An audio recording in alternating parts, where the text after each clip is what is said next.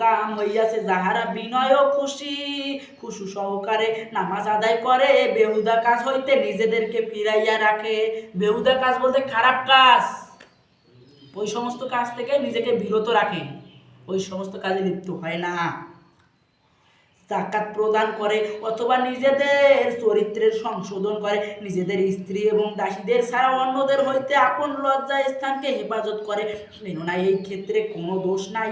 তবে যাহার ইয়া ব্যতীত অন্য স্থানে যৌন খায়েশ পুরা করে তাহারা অবশ্যই সীমা লঙ্ঘনকারী।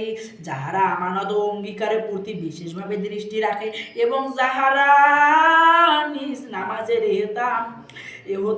এহতেমাম করে, একমাত্র তাহারাই জান্নাতুল ফেরদাউসের উত্তরাধিকারী।